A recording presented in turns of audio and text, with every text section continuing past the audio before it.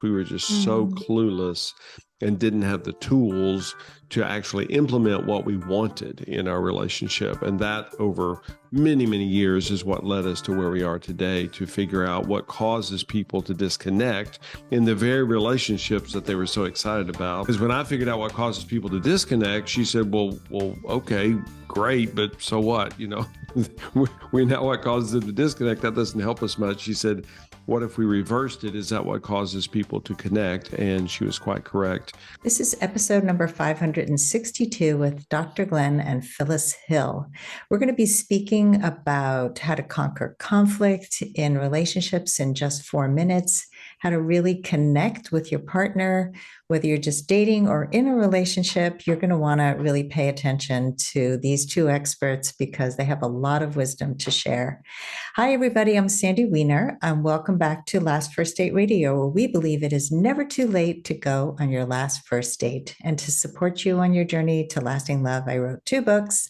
The first one is Becoming a Woman of Value, How to Thrive in Life and Love.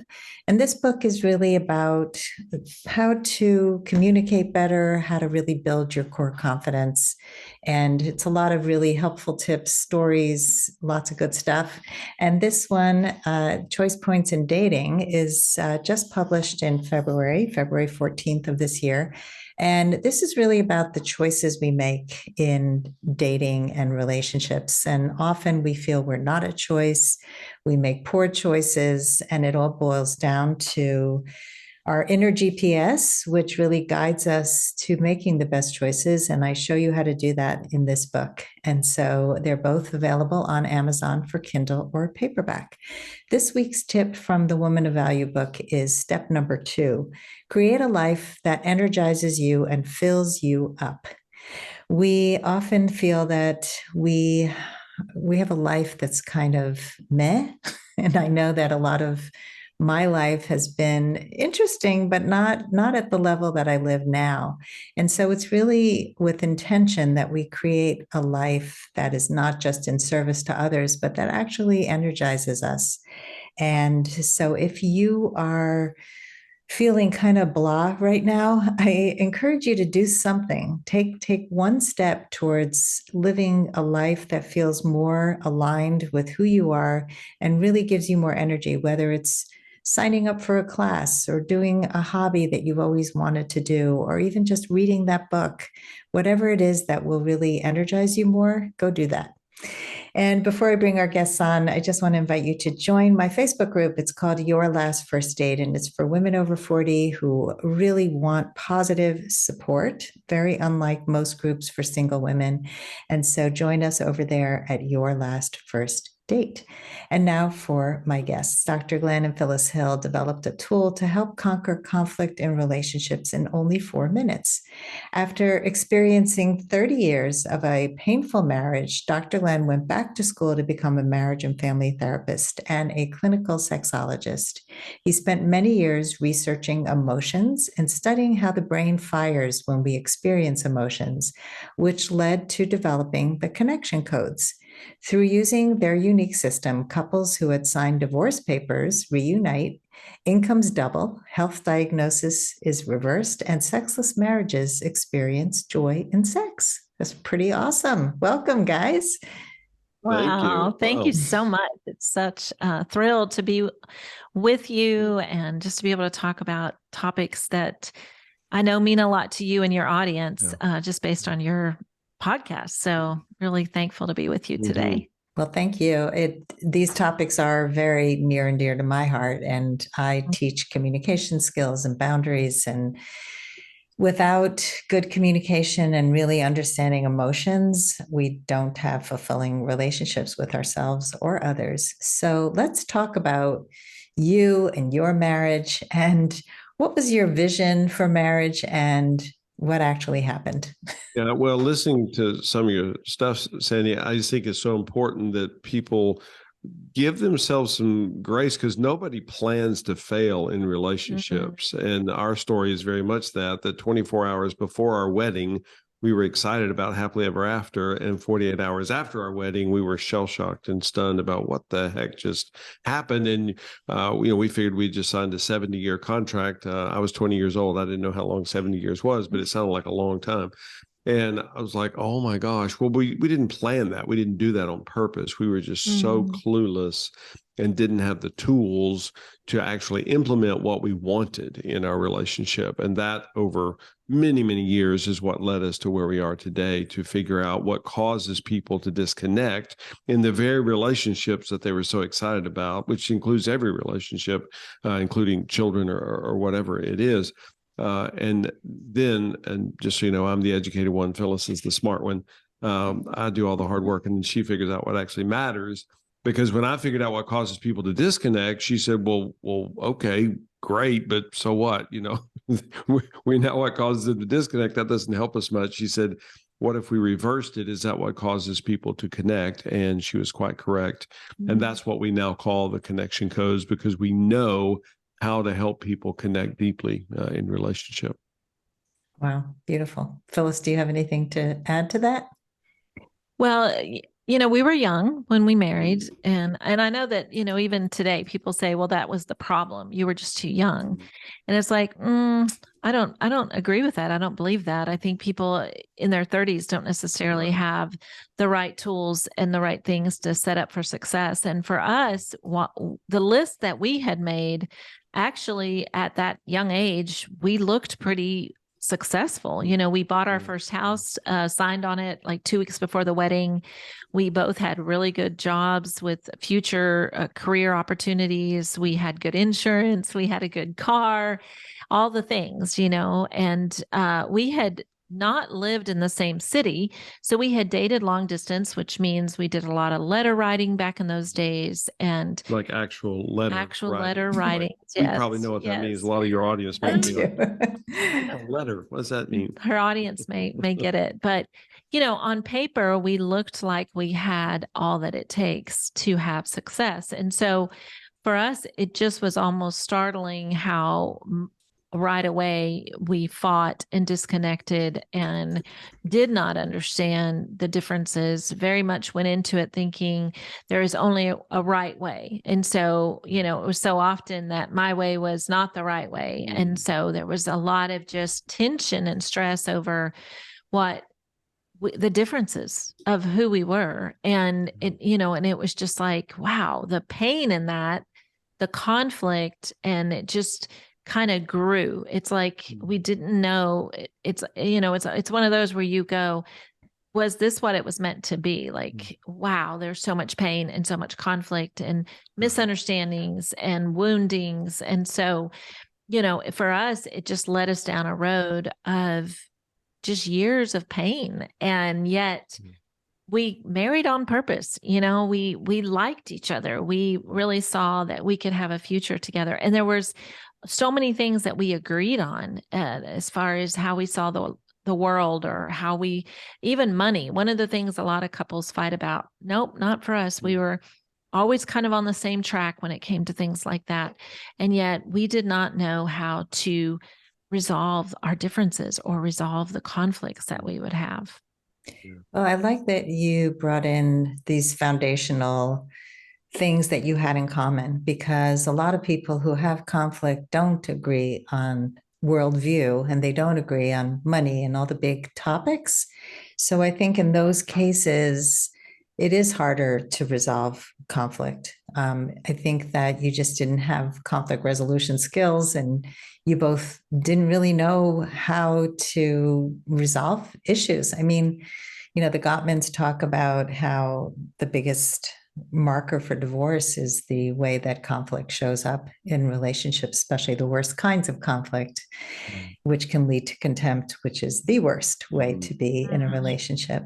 And so I'm curious how you started to shift your marriage so that you are in this place now where you not only are you surviving, but you're thriving.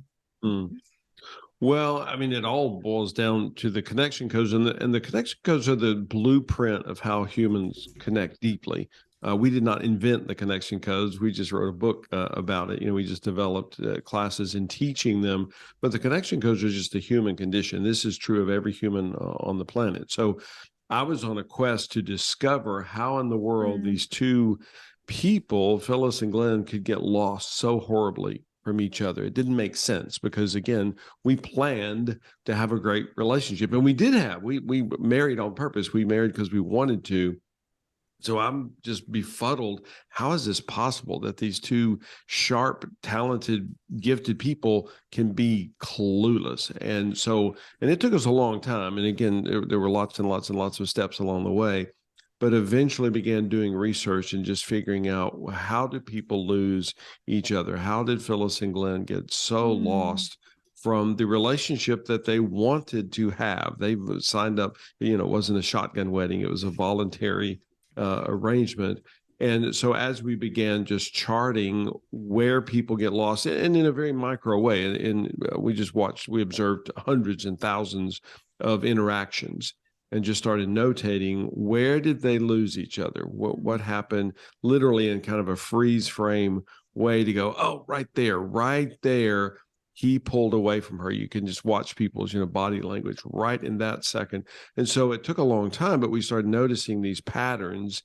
And of course, we're also just two humans as well. So we're observing in ourselves, well, where do we get lost from each other? And eventually, again, fast forwarding a bit, eventually we realize it's always the emotion that's underneath the discussion. Is not the topic. It's not the logistics, we call it. It's not the facts, the figures, the content, the information. It's actually the emotion that's under it is where they get lost from each other. We had a moment that was actually repeated many, many times, but it was over the dishwasher. And Glenn had unloaded the dishwasher, and I was doing something else in the kitchen and realized that the dishwasher had been unloaded, and he came into the kitchen and I said, "Oh, thank you for unloading the dishwasher." And as was his normal, he didn't say, "You're welcome." He said something kind of snarky, like, "Well, that's not the only thing I've done today." And that response would often either lead me to say something back that was snarky, or I would just shut down, or I would walk out of the room. Like it was for me very painful that he wouldn't just say, "You're welcome." And we had repeated this pattern so many times. And literally, certainly hundreds, possibly 1,000 or more times we'd had that sort of interaction. And so this time, instead of doing my usual, I turned to him and I said, "What do you hear me say when I say thank you for unloading the dishwasher?" And that moment that we now retell this story, we never realized that was going to be a pivotal turning point in our relationship. Because what Glenn told me that he heard me say, and I was just, dumbfounded. Like I was like, wow, the word thank you was interpreted by him in a very, very different way. Yeah, because, and what we had missed so many, many, many times is I just happen to live with one of the most productive people on the planet, and she happens to live with one of the lesser productive people on the planet. I'm fun to have around, but I struggle getting just basic tasks done. So whenever I would hear her say, "Thanks for unloading the dishwasher," it sounded like she was like making a big deal. Like, "Oh, it's a miracle. Glenn did something productive for a change. Wow, call the internet, throw some confetti."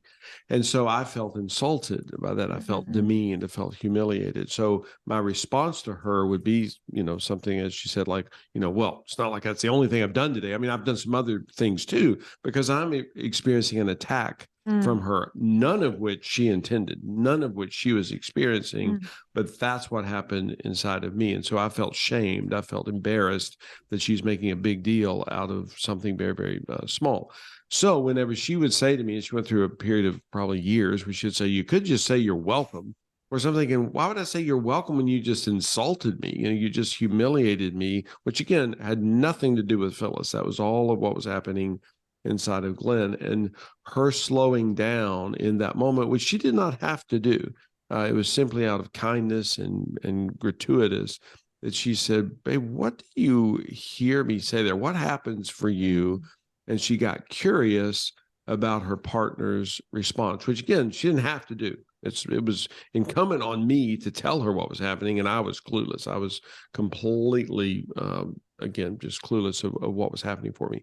But she slowed down in that moment, and we call it the ooh. She gave me the first ooh of our relationship. After I explained it to her, she said, "Oh, no wonder you respond the way that you do," which again is not Phyllis's fault. It's not Phyllis's even responsibility, but she cared so deeply for me that she's like, I got to figure this out, what's happening for him. And she did. And that was a benchmark in our relationship, and began a restitution, a restoration of our relationship, because she found out what was happening with her partner. Well, what I hear is the importance of curiosity and not making assumptions. Yep. We don't know how other people feel. And I think I definitely grew up in a home where there were so many assumptions and so much screaming and yelling and of just taking everything personally. And so, when you think the whole world is out to get you, and so many people grow up that way and don't really ever get to witness healthy relationships or healthy conflict resolution. And so just saying, "What did you hear me say?" That opened a door. That's amazing. Yeah. And something we haven't mentioned, but Glenn deals with a high level of obsessive compulsive disorder, and which we didn't know. He didn't know going into marriage, and it came out in many, many ways. But I was so unaware of what was happening that it kind of played into, oh, there's a right way to put away the dishes. Oh, there's a right way to fold the towels. Oh, there's a right way to do the laundry. And so I was trying to keep up with all of his patterns, not knowing they were his patterns. I thought, oh, there's a right way and a wrong way to do things. And so, a lot of our early years were very painful because he didn't understand what was happening for himself, and I didn't understand what was happening. And so it was years down the road when, through the help of some friends, that Glenn became aware of the patterns, and that it was, crippling for him. It was very difficult for him to just function in everyday life. And then I also, for me, tasks are easier, but it's also because I don't have that pattern, right? I don't have the obsessive compulsive disorder challenges. And so I can get a whole lot of tasks done very fast, not because I'm really Wonder Woman. It's just because I don't have the challenges that he was facing. And so it was like, so often in relationships, we go down a road, we set up even patterns with each other to avoid conflict or to survive, And so for us, it was like I became the task one, because otherwise I don't know how we would have survived in a way, just practically.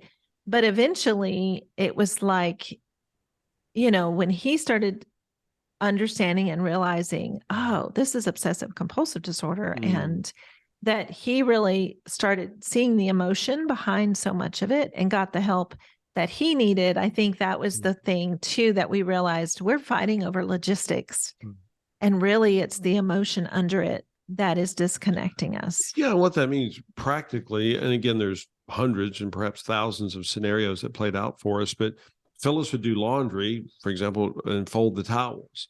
Well, for me, I would refold the towels 3, 4, 5 times because I want the corners to be perfectly lined up together. Well, that's a pain point for me. It's a pain experience. Phyllis is unable to feel pain about the corners not being perfectly, lined up. I'm unable not to feel pain if they're not lined up. So, and we didn't understand all that back then. Now I'm actually able to fold the towels and they're not perfect, and I'm able to process the pain, preferably with someone else, which typically would be my partner. And then I'm able to continue functioning, even though the towels are not perfect. And there were so many times that she would do something. She would fold the towels at the end of the day. And once we had children, she's just glad to get laundry done. She's like, oh, big win for the day. I would literally come home and redo the laundry. because they were ruined. It wasn't right. The towels weren't folded properly. The towels weren't stacked up. And not always, but all too often, I was rude to her in the process. Like, oh my gosh, I can't believe you did this the wrong way. Of course, this poor girl's just excited that she got the laundry done and the babies are still alive. So it's a good day. And so we would have these horrible, horrible conflicts. It's just amazing to me to think how much pain and trauma I brought to her through those interactions. But again, I wasn't doing it to be a jerk. I did it because I genuinely experienced pain about the towels, or again, countless other things that were happening for me. But I had no idea that that's what I was experiencing. I thought there was just a right and a wrong, and she was doing it wrong, and I was trying to get her to do it right. And now we see that, and I'm able to say to her, oh, I feel some pain. I feel some sadness because the towels aren't perfect. And she's able to ooh me and go, yeah, I hear you. And literally it takes 10 seconds, 20 seconds to process through that. And because of that, we are able to be very, very functional. It works.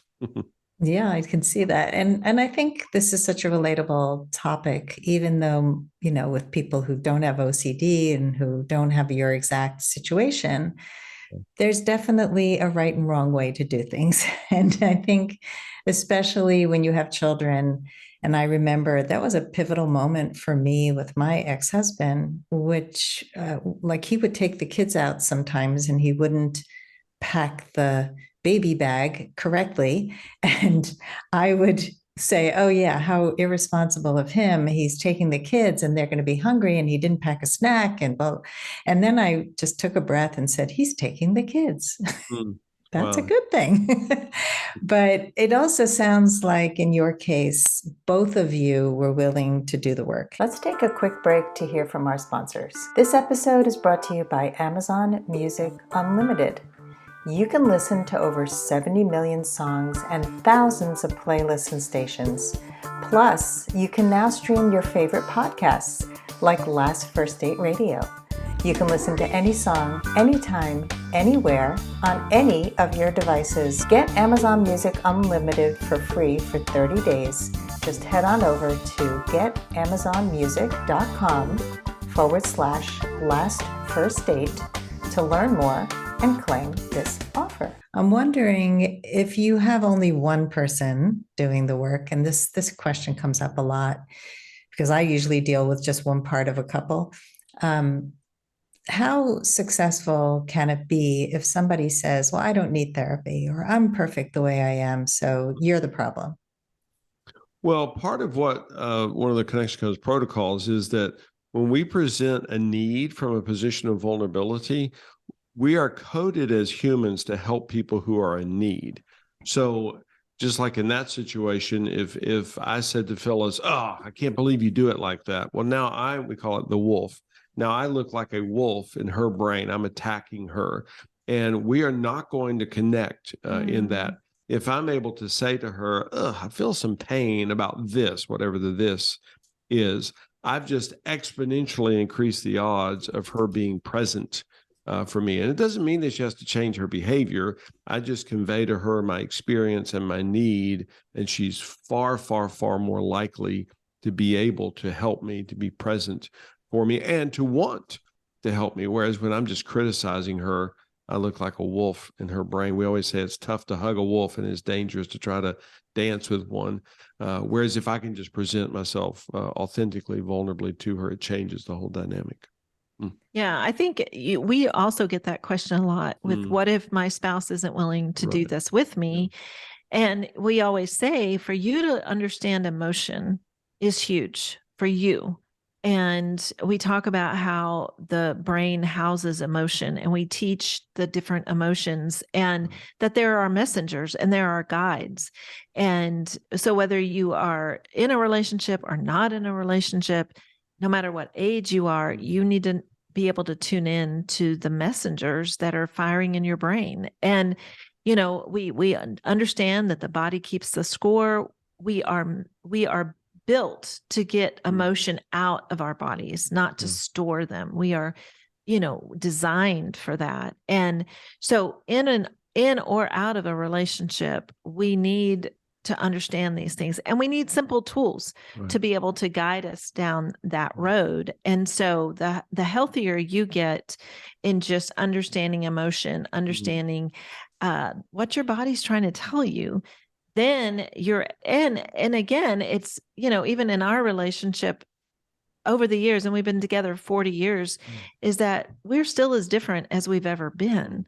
And so it is, I can't read Glenn's mind. He can't read my mind. I need to tell him what's happening with me. And so it's like when you can understand for yourself what's happening with you, then you're able to communicate it. And that's so huge. And if you're in a relationship or a family, everyone in that family will benefit if you are able to learn these tools for yourself, and they will see the change. And it almost is like an invitation, because they're just like, okay, whatever's happening with you, I would like to understand that a little better. And I would like to tap into that for myself. And so it's just an invitation when they start seeing your ability to communicate in a really healthy way and not in an attacking way. Yeah. And that's the dream, is that for any relationship, that both parties are being authentic, are being vulnerable, but we're actually coded as humans. From birth, we convey what's happening for us. We convey authentically, we convey vulnerably, and we convey all of it. And the human psyche is designed to do that. And, if you have children, you remember that there were times you thought you were going to get this little one to sleep at 7:30 and it's 8:45. Well, that baby's psyche won't let them sleep, won't let the body sleep until they're completely processed through. Well, there's no birthday where that changes. We older babies just had a bunch more birthdays, and we're still supposed to be functioning that way. And we just learn how to make ourselves go to sleep, and the psyche is not at rest. The psyche is still clogged up, is still muddled up with all these unprocessed emotions. And you'll hear people say all the time, I woke up this morning, I was more tired than when I went to bed. Well, that's because the psyche was not at rest. So we just help people to process the emotions, so then the psyche is at rest. And it's amazing the difference that it makes even in your sleep patterns. Yeah, I totally agree with that. I've had clients come to me with so much unprocessed emotion from loss or from grief about their own relationship with the fact that they couldn't make a relationship work. And every call that we had together was crying. And it was because they never were able to express emotions. They never processed their emotions like for their entire life. And so before we even talk about dating or relationships, we really work internally. So I would love for you to share your process of how people can connect more deeply, and what are some of the steps in accessing emotion and connecting with each other? Yeah. Well, I think it helps too for your listeners just to kind of know a little more about our story. And, Glenn went back to school later in life and went into marriage and family therapy. And at that time, I was able to say, hey, I will support us full time. I will build my company up so that you don't have to think about that. And so that gave him a ton of time for research beyond just his degree. And then he went on and got his doctorate in sexology. But it was very much the time that he had to do a ton of research. And so during that time, though, for me, I was building a company, and that particular year in the first quarter, it had quadrupled. So an amazing growth, which is a dream for most people who own a company, but it's also a ton of stress and pressure. And at the same time, my mom was dying of cancer. And so I emotionally was really overloaded, but I did not know how to process emotion. Matter of fact, I had said for most of our married life, Glenn has the emotions, I don't do emotions. And I said it kind of with a smile on my face, but I really believed it. I really thought that I could opt out of emotion. And so that particular year, my body said, enough is enough. I'm tired of holding on to all of this for you, and I'm not going to do it anymore. And so my body started, for the first time in my life, just falling apart. And that was very new for me. I was 50 years old, very scary for me. I had been extremely healthy, had been a really good sleeper. All of a sudden I wasn't sleeping, and that, you cannot survive that. That leads to a lot of other things going wrong really fast. So this is when Glenn was doing all of this research on emotion. So he then saw me as an emergency client and saw the need to help, and began just introducing all of this knowledge and just telling me, hey, your brain houses emotion. And I was just blown away. I was like, how have I missed this? Like, does everyone else on the planet know this information but me? Like, what in the world? And so I was intrigued. I was probably not the easiest patient of his, but as he began to just talk about emotion and started showing me, and I was like so desperate that I was like, okay, I am listening. You've got my attention. And I know at that time, one of the things he said was, talked about being sad. And because my mom's dying, and I was like, I don't have time to be sad. That was my comeback. And he said, babe, sad is firing in your brain. Like, it's not an option. You need to get it out. You need to talk about it. And I did not want to talk about it. Like, I wanted to hold together. I didn't want to cry. I didn't want to talk about how sad I was that my mom was dying. So I was really storing it. I mean, big time in my body, holding it tight. And then the other was fear in my business. And I really reacted very strongly. I was like, I'm not afraid of anything. I was insulted that he would even suggest that fear might be part of what was overloading my brain. Well, then I had to realize, okay, what I'm doing isn't working. So I've got to really tune in, calm down, and go, okay, let's talk about emotion. Let's talk about sad. Let's talk about fear. And then I realized, oh, I'm flooded. I'm flooded with those all the time. I'm flooded with fear of failure, fear of making the wrong decision in my company, fear of doing the wrong thing, of people quitting, of my clients not being happy. And of course, then the big one also was sad. Like, yes, I was so sad that my mom was dying. And so for the first time, I began tapping in to what was happening in my body, and I started releasing it. And I mean, almost instantly, I started sleeping again. Yeah. And she was just such an incredible case study. I hate to reference her that way, but we all are. Each of us is just a science experiment. And so I'd been doing all of this research myself, and then also researching other people's research, studying other people's studies, realizing that there are 5 neural regions associated with emotion. That's true for every human on the planet. We don't get to opt out. Which Phyllis had said that phrase so many times, and I thought, okay, because she'd say, "Oh, Glenn has enough emotions for both of us." I don't do emotions. Well, that seemed to be the case. It seemed to fit our narrative. And then starting to study this and realizing, oh, wait a minute, there's no human on the planet that doesn't breathe oxygen. You don't get to opt out of that. So there are these things about humans that we now know, just as far as just the biochemics of it, how it works. So then realizing that a couple of the regions are divided up because they actually appear differently on a brain scan. And so we came up with the 8 core emotions. So then I thought, well, if this is true, then people have to get in touch with this, because almost everybody I know is clueless. And I looked emotional, but I had no idea what to do with these emotions. I was just always bouncing off the wall. I wasn't the life of the party. I was the party, which there's an upside and a downside to everything. And that looked fun some of the time, but then other parts of the time it was horrific. So, I was very, very dysfunctional, even though it looked like I was the emotional one. So we wanted to figure out, how do we help people deal with this? Both people like me that look emotional, and people like Phyllis that look like they've opted out of emotion. So that led us, again, through lots and lots of experimenting, into what we now reference as the core emotion wheel, where we help people. It's a training exercise for them to get back in touch with what's already happening inside of them. We don't have to introduce it to them, but it's already there. They just don't know it. They don't realize that if they inhale, they have to exhale. And, oxygen is not good or bad, right or wrong. It's just neutral. But you inhale it. Well, if you never exhale, you're in big trouble. Well, that's what's happening with emotion.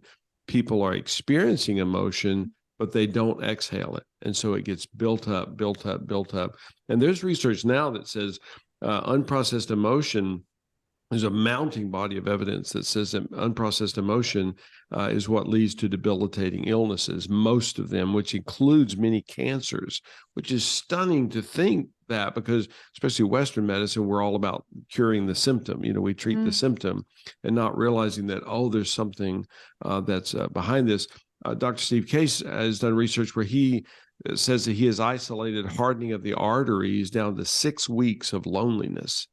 That's pretty stunning to think. 6 weeks, and people are living disconnected for years and years and years. And I was a kid in the 70s when they started saying that stress leads to heart attacks. And again, I was 10 years old, but I thought, well, that's stupid. No, listen to the word heart. The heart leads to heart attacks. And I had no concept that, there's something before that actually set that up. And now we realize that. So our goal, the whole connection codes mentality, is to help people to process the emotion that's actually blocking them. A corollary of that is that's how humans connect, is through emotion, not logistics. Logistics are real, but that's not what connects us in deep relationships. It's the emotion that's underneath it that does. Yeah. Can you name the 8 core emotions for us? Yeah, well, the 5 regions are anger, fear, disgust, pleasure, and pain. And then we divide the pain region up into hurt, sadness, and loneliness, and the disgust region up into guilt and shame. So it'd be anger, fear. Oh, don't test me too hard on this, Sandy.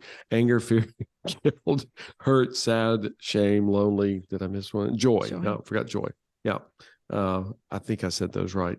Please don't quiz me so intense. I should know this. I've only done it a few thousand times. But again, to realize that that's true for every human on the planet. And it's a common language. This is part of the connection goes to spread to over 60 nations now. And it's true in every culture. So this isn't just a United States thing, a Western civilization thing.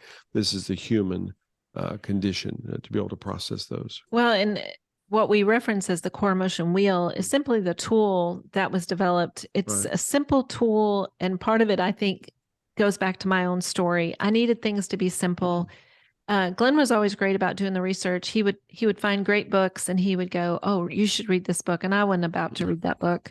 And so I needed She was too busy being productive and actually getting stuff done. I needed things to be really simple. And I think there's a lot of people like me who need just a simple tool. Like, just give me a tool. And that's what we call our 4-minute tool. And so with the core emotion wheel, 4 minutes is for 2 people. So if you're by yourself, it's just 2 minutes. Or if you have, and you're doing it as a family, obviously it's going to be more than 4 minutes. But it's like a tool that we encourage people to do every day, of just slowing down enough to say to each other what's happening for you. And it's always fascinating to me that we assume we know. And when you use a tool and you just commit to it, it's like you hear things from each other that you may have totally missed, even if you've been together all day long. And we see it especially in family units with kids. Kids do it so well. And it's such a beautiful way to connect with your kids, where you really hear not just the activity of their day, but you hear the emotion of their day. And it also kind of tunes you into your own brain. Like sometimes people go, "Well, I don't know what's happening for me." Or they go, "Well, I can tell you the joy, but that's it." Or some people go, "Yeah, I can't name one single joy." And so this tool just it's like your brain has gone to sleep. You don't know how to connect anymore to yourself. And it slows you down for you to go, "Okay, what's happening in the fear region? When was the last time I felt fear?" And then you realize, "Oh man, I felt fear when I was on the interstate today because the cars around me were driving so fast." And it's like the simple things that you may not think about. And yet that was a fear experience. And if you aren't tuning in and letting it out of your body, it's just getting stuck in there. It's just getting stored. And for us, like at times, especially when we've hurt each other, we can spend 20 minutes explaining the logistic of the hurt. And then the other person feels attacked, or the other person feels like they have to justify, or the other person hears that emotion you're trying to say through a whole paragraph, and they're jumping to oh, let me fix it. Let me make it better. Or, you're sharing something simple like, oh, I feel fear about, the concert tonight. And out of a good intention, the response is, oh, you're going to do fine. You're fantastic. You're the best musician I've heard. And we call that you're resisting the person's energy. And so in the teaching of our tools, we give a lot of background where you go, oh, no wonder that never works when I try to fix everybody's problems. And it's like, yeah, they don't feel heard. People just want to feel heard. They just want space for what they're experiencing. They don't want you to try to fix them. And so those are the things that, in simplifying these tools, it's like you kind of go back to, oh, no wonder we miss on it. We miss each other every day. And now I understand what's happening. Like, I'm trying to fix everybody and no one in my family appreciates me. And it's like, because none of them want you to fix them. They want to feel heard by you and that make space for what they're experiencing. Yeah. And for most of us, our emotional muscle has atrophied so terribly that we don't even know how to use it. And I'm not mad at my parents about this, but I remember my parents would say to me, you stop your crying or I'll give you something to cry about. And even when my father passed away when I was 8, so, for him to have said that to me, I was younger than that. But I can remember even at 5 or 6 years old thinking, no, I'm not crying as a hobby. I didn't say that to him or I wouldn't be here today. But, I already had a reason to cry. You don't need to spank me to give me a reason to cry. I promise. I already have a reason to cry. So I was trained to shut down very, very early on and not convey authentically. And that's part of why I became, the party, because I was just always up. I was always fun because I knew that was acceptable. To convey anything else was not acceptable, or you'll get a reason to cry. And so I became completely inauthentic. And so by the time I met Phyllis, I looked great. I was athletic. I was smart. I was fun. I was funny.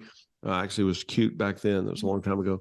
And she adored me. But I had no idea how to present the authentic self. And so all this stuff was happening, again, referencing back to the dishwasher story. She says, thanks for unloading the dishwasher. I get flooded with shame because I think she's belittling me, making a big deal out of a little thing.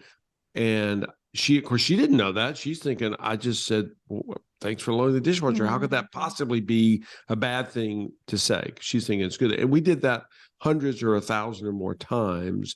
I think about all the wounding from that. And so I desperately needed the ability to just say, I get hit with shame when you say that. It's not her fault. We're not blaming Phyllis that Glenn gets hit with shame. He just does. And now we know how to dance through that emotion and literally process it through in 30 seconds. And it actually becomes connecting, not disconnecting. Yeah, it's such a common dynamic too. I mean, I see it all the time with couples where the woman shares an experience. She just wants to be validated, heard, a little empathy, and the guy comes in with solution. And when she says, I'm not looking to be fixed, I'm not looking for solution, he gets insulted, he shuts down, I failed you, I'm a failure, I'm pissed off at you, and it continues. And so breaking that dynamic is so huge because it is so common. And I mean, I grew up with a fixing parent, and even last night I was commenting about, I have a sister who's in a really healthy relationship, and I just made a comment that I was so happy for her. And my mother calls me like an hour later and says, your sister put herself out there and, you could do that too. And I'm like, did I ask for help?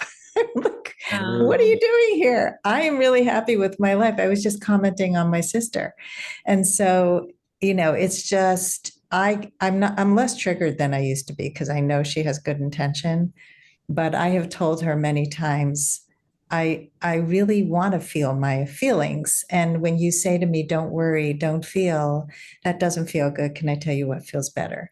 And over time, she has made some small changes, but it's, these are dynamics that get really imprinted in us early on. And for us to break them, not so easy, but using these tools, really getting familiar with emotions, expressing emotions, and letting the other person know what's going on for you, just being heard and witnessed is just such a beautiful thing.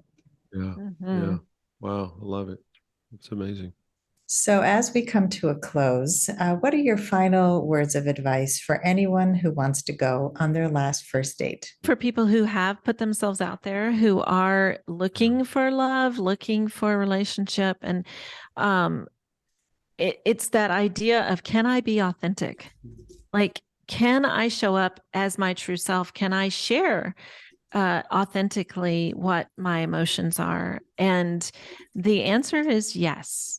And to be on a date, even if it's your first date, to be able to be authentic and see that that person is safe for you, then that could be your last first date.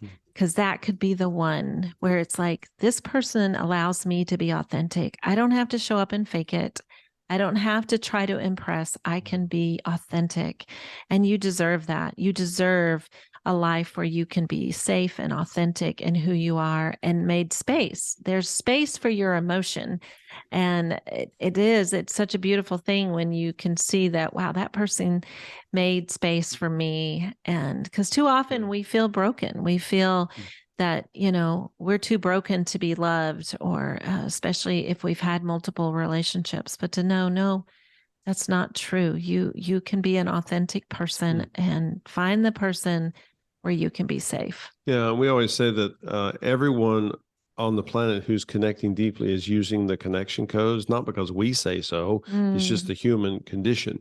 And if we're not able, as Phyllis said, to be authentic, we're not gonna be able to connect very deeply. We may still have an interactive relationship, but to feel safe, for me to be able to tell Phyllis. And I remember just how incredibly vulnerable for me to say to Phyllis, I feel shame when you say thank you for unloading the dishwasher. Well, that makes no sense to her, but she's able to ooh me and be safe with me and go, oh, wow. And then we call it the three phrases. She goes, so what happens there? What am I missing? And then she's able to just be present with me.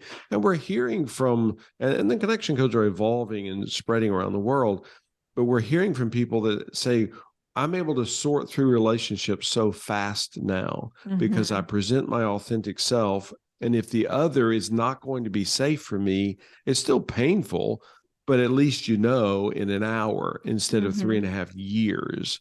And again, I'm not saying it's not painful. There's still pain in it, but it's better to find that out in an hour or a day. And again, instead of years, because I want to be around people who accept me in my authentic self. I don't want to expend all of my time and energy with people who are never going to be safe for me. And I didn't learn that until way into my 40s.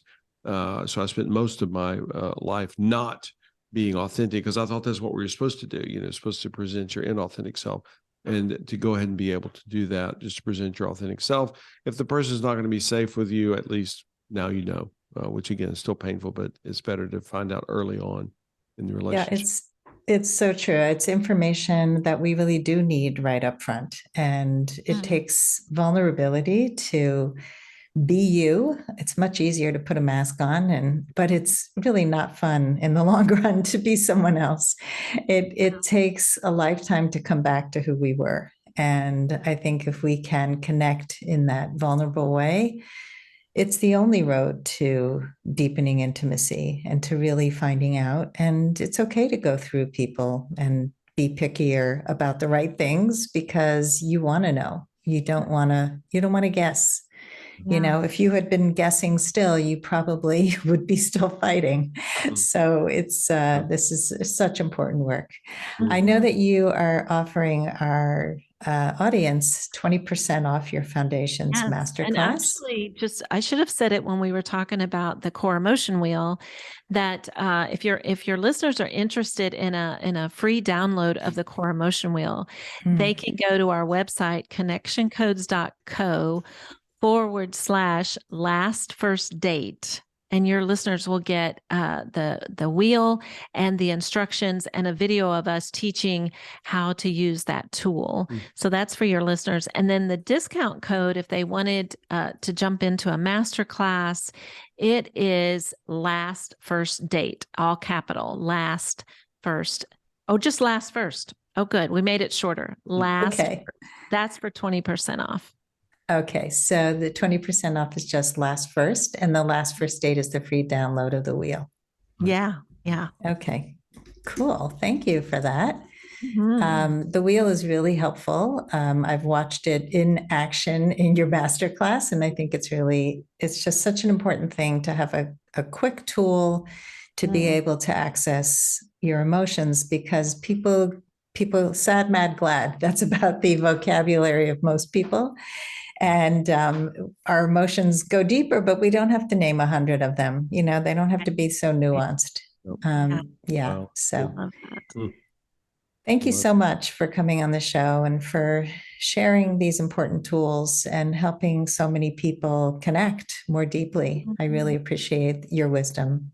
Wow. Thank you. What an honor. Yes. It's cool. And thanks everybody for listening today. If you love our show, please rate and review us on Apple Podcasts or wherever you get your podcasts. And as always, here's to your last first date. If you are ready to get unstuck, gain new tools, become more empowered, and finally find your last first date, I'd love to talk to you. Fill out an application to be considered for a complimentary half-hour love breakthrough session at lastfirstdate.com/application.